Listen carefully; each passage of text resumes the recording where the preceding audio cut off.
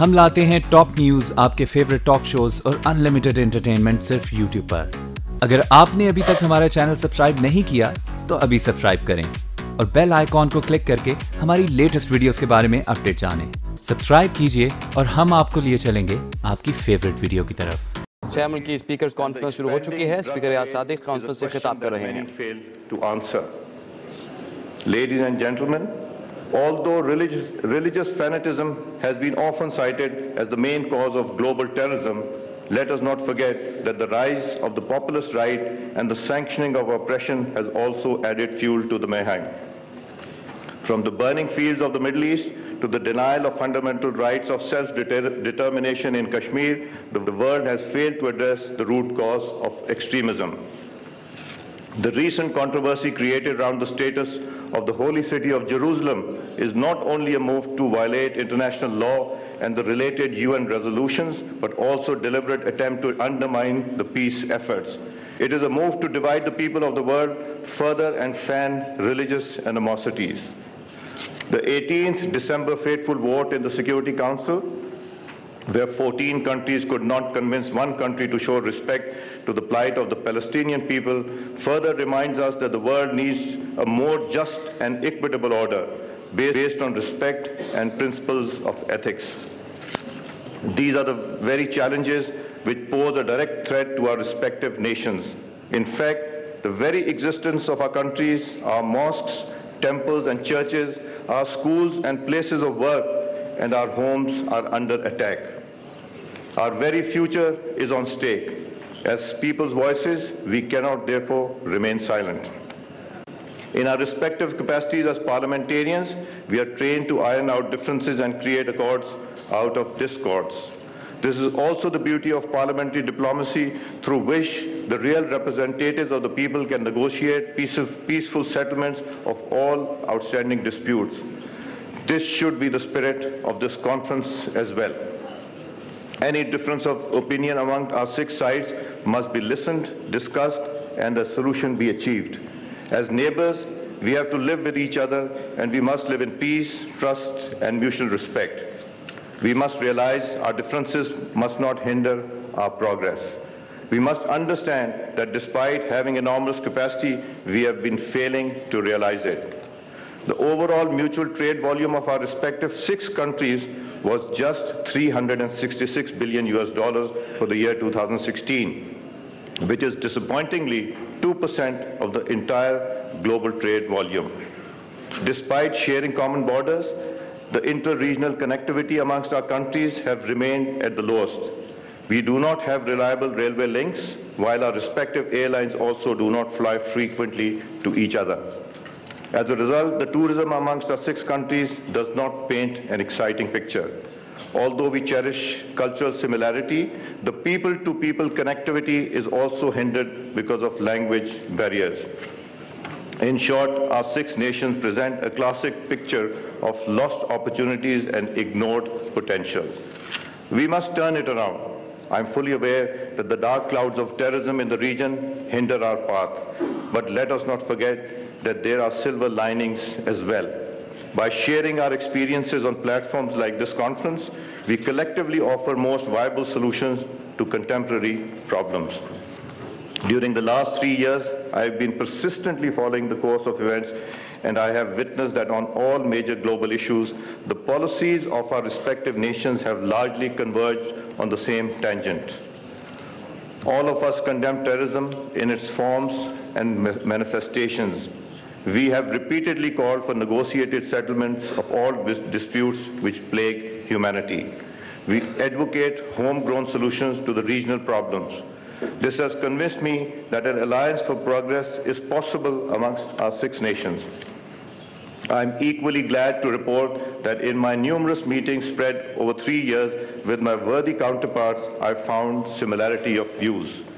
It was this encouragement that led me to propose the idea of this conference, which met with an overwhelming response last July when we all gathered in Seoul, Korea on the sidelines of the Eurasian Conference. I now propose that this forum should be given a permanent footing and our conference should become an annual feature. The National Assembly of Pakistan will be pleased to act as its secretariat till a permanent secretariat and rules of the forum are jointly agreed. I also propose that the concerned Committee on Security, Commerce and Trade in our respective parliaments should meet periodically to ensure regular follow-up of our deliberations and continue to provide parliamentary wisdom to the executives of our respective countries. Our forum must patronize the academia and the think tanks of our respective countries to jointly focus on issues and bring our people closer. On part of my parliament, the Pakistan Institute of Parliamentary Services will be readily available for such interactions. I am pleased to report that friendship groups with all sister parliaments have been established in the Parliament of Pakistan. Such forums, if created in all regional parliaments, may be utilized for regular interactions, exchange of ideas, and follow-up. In short, if each one of us takes a few steps in the direction, I have every reason to believe that we will be able to reach our shared destiny. Ladies and gentlemen, I've always believed in the power of dream. Today, I'm lucky that the dream that I cherished for 3 years has finally become a reality. However, this is only a first step in the proverbial Chinese 1,000 miles journey. Let me caution you in the words of Maxim Gorky that this journey we must not sit in the carriages of the past because this will not take us anywhere. Instead, let us seek inspiration from Iqbal's pragmatism, where he reminds us that Jahan-e-Taza ki hai afkar-e-taza se namood. New world is created on the premise of new thoughts. Let the thought of Rumi be our spiritual lesson. Listen to the ear of tolerance.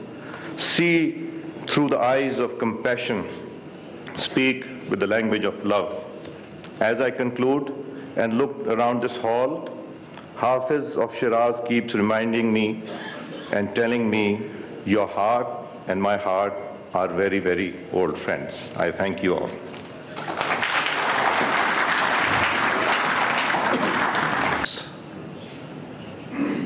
It was a unique experience because all of a sudden, before me flashed the image of Ahmed, the 8-year-old child who was recovered after 48 hours from the debris of a village that had been bombed in Syria. And then I saw a Palestinian mother hiding her child in a bucket and lowering that bucket into a well to prevent the child from falling into the hands of the Zionist soldiers that were about to raid the Palestinian village. And then flashed another child who had lost his eyes, and his face was full of pellets, and he was crying out that, what is my fault? I am just asking for my right of self-determination. And the UN continues to deny the Kashmiri people their right. And then I thought that we are gathering and assembling here today, we the speakers, the representatives of the people of Pakistan and of our regions and of our countries. But in actual fact, our younger generation has lost its smile.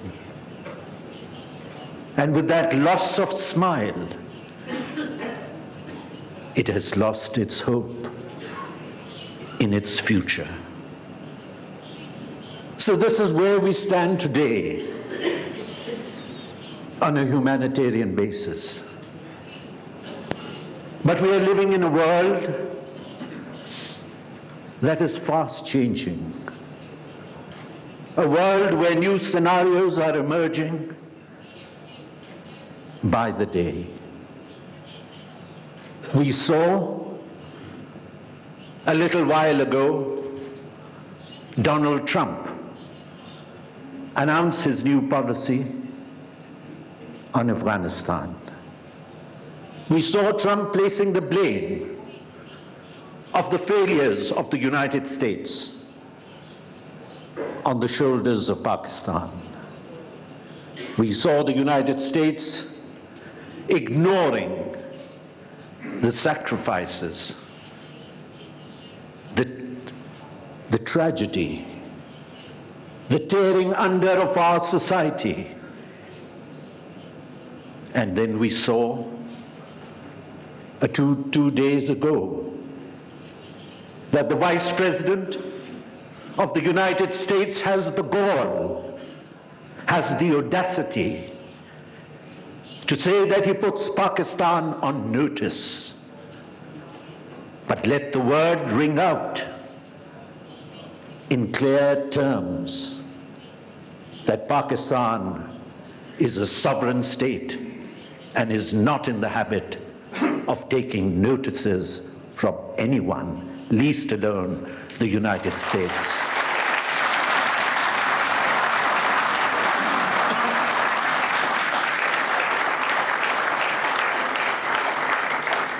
Then as we move on, and we are talking in the context of terrorism, as we move on, we find the Middle East. We find that the United States pursued a policy of regime change, of bringing about destabilization in Muslim countries, in trying to play the fault lines of ethnicity and sectarianism. And then, finally, the blunders of all blunder committed by the United States was the recognition, the so-called recognition of Jerusalem as the capital of Israel. What they fail to understand is that they are neither supported in practicality nor in fact and nor by history in their decision to recognize Israel, to recognize Jerusalem as the capital of Israel. And I believe that a befitting reply was given to the United States at the UN General Assembly when over 120 nations rejected the decision of the United States.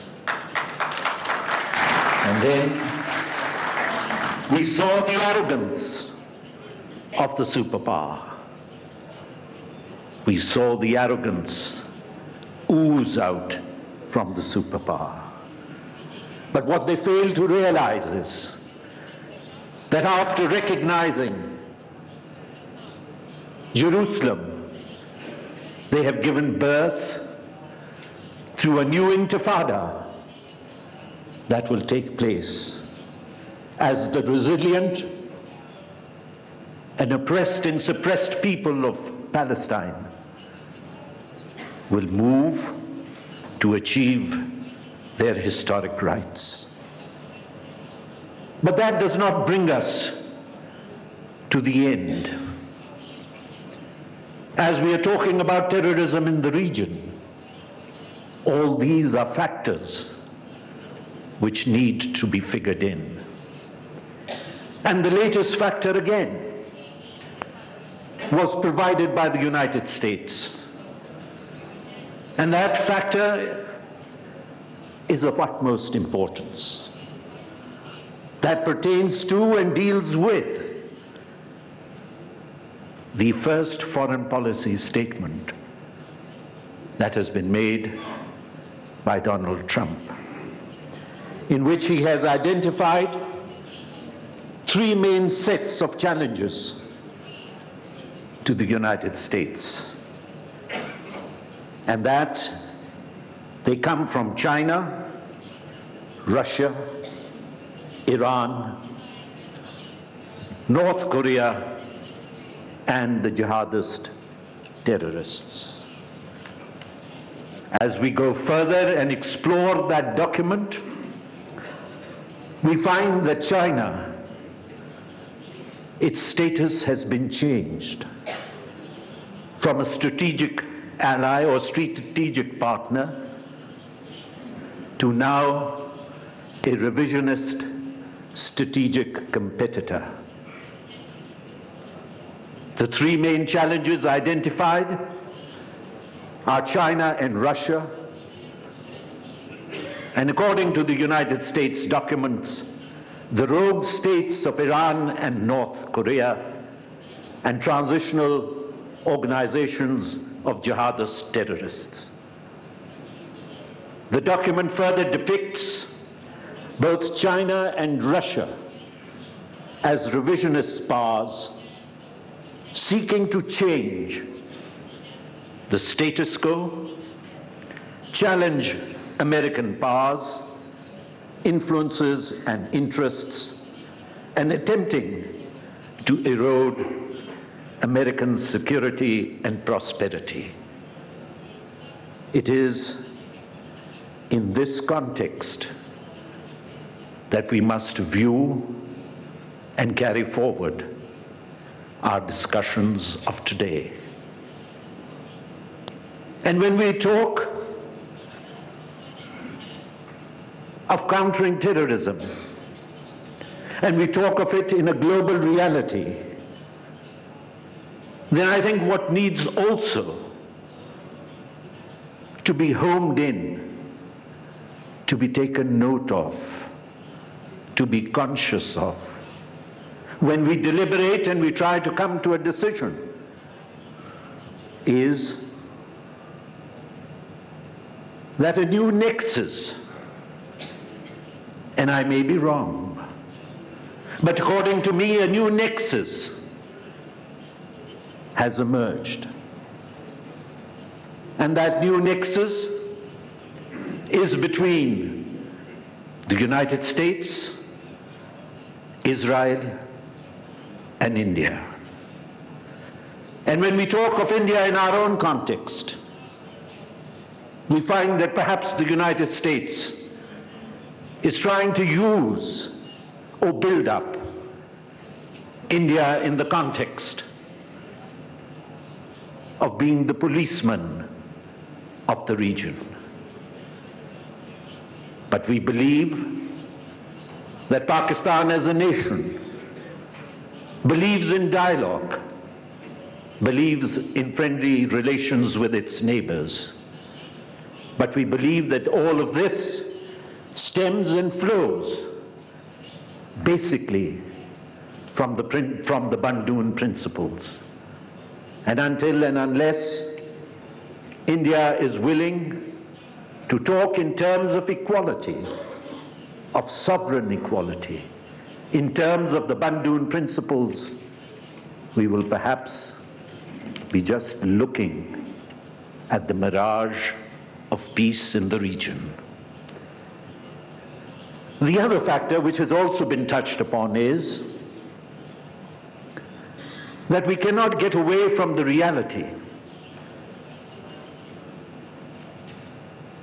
that the conflicts that take place essentially emanate from a so-called superpower's desire to have total control over the natural resources and the oil in the Middle East.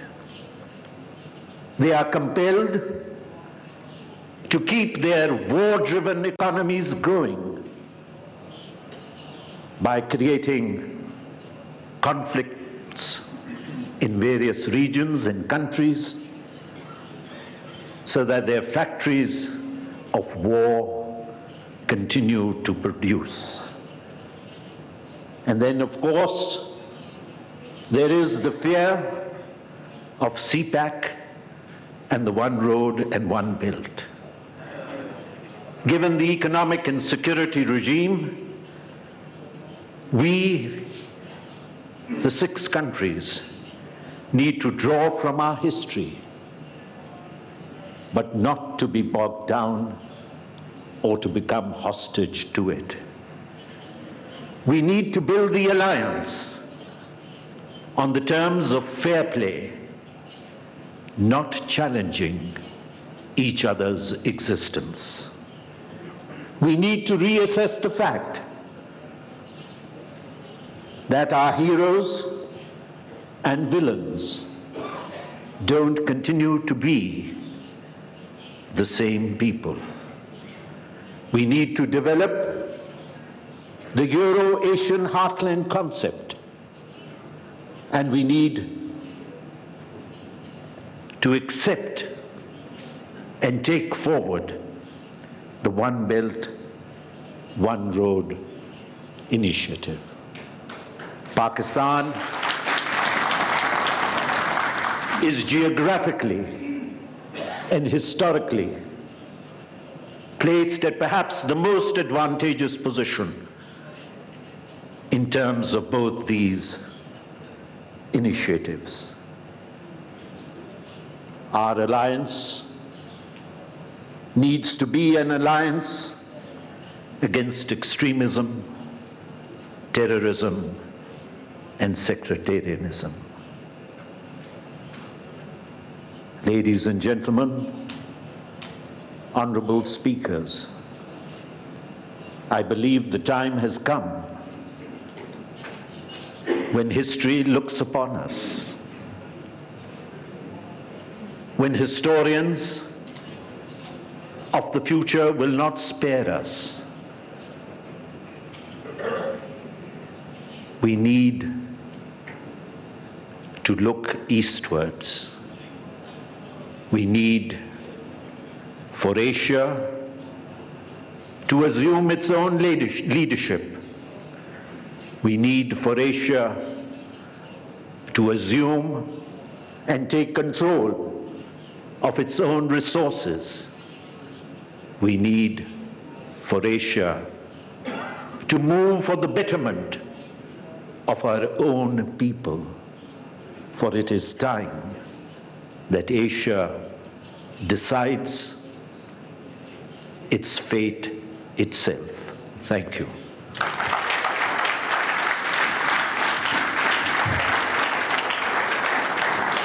Ladies and gentlemen, this was Senator Raza Rabbani.